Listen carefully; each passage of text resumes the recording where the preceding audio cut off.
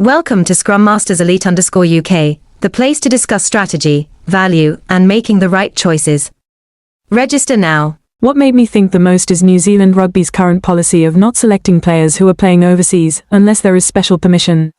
At first glance, this might seem like a conservative policy, even one that could be seen as limiting opportunities. But when I put myself in the position of the administrators, I began to understand that behind this decision lies a value system built over decades, a belief that the national team is not merely a collection of the best individuals, but also the product of a sustainable domestic rugby ecosystem. I realized that, in sports as in life, the best individual choice does not always equate to the right choice for the collective.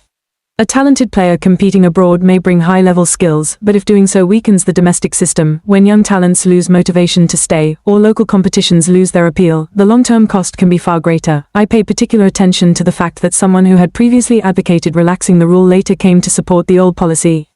This shows that real-world experience can change perspectives. Not everyone is stubborn, and not every change is progress. Sometimes returning to old values is the more mature choice. On the other hand, there are voices supporting opening the door, allowing overseas-based players to represent the national team. I find this perspective entirely reasonable as well. In a world where major leagues span the globe, limiting resources strictly within national boundaries could mean missing out on talents developing in other top-level environments.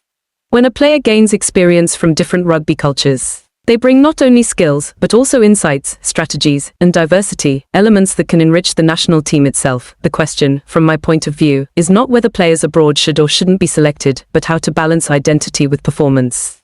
And this is a challenge not only for New Zealand but for many other nations as well. Looking at countries like Australia or South Africa, I see a different approach, more open, more flexible. They accept the reality that players will go abroad.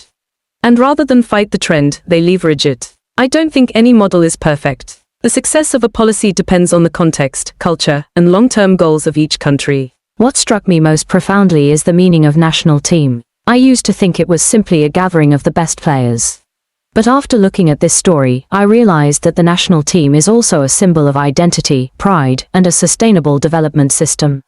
If we chase short-term success while ignoring the long-term foundation, that success may be fleeting. The biggest lesson I draw is this: in life, we are often tempted by choices that seem better in the short term, a higher-paying job, a more attractive opportunity elsewhere. But what matters is asking, does this choice align with my core values? Does it help me grow sustainably, or is it only a short-term gain? For fans, I think this is also a reminder of how we should view sports. Rather than judging only by wins and losses, we should understand and respect the strategic decisions of organizations. Behind each decision are many complex factors that are not always visible from the outside. Most importantly, in my view, is honesty and consistency. Whatever path is chosen, maintaining the policy or changing it, it is essential to have clear reasoning and stick to it. Indecision and inconsistency are the most damaging, as they erode the trust of both players and fans. I believe that, whether New Zealand Rugby's policy changes or not, what matters most is the spirit they uphold, a spirit that prioritizes long-term benefit over short-term gain. And that is also something I want to carry in my own journey. Not just seeking the best, but seeking what is right. Thank you for being with us. Always choose what is right, not just what is best.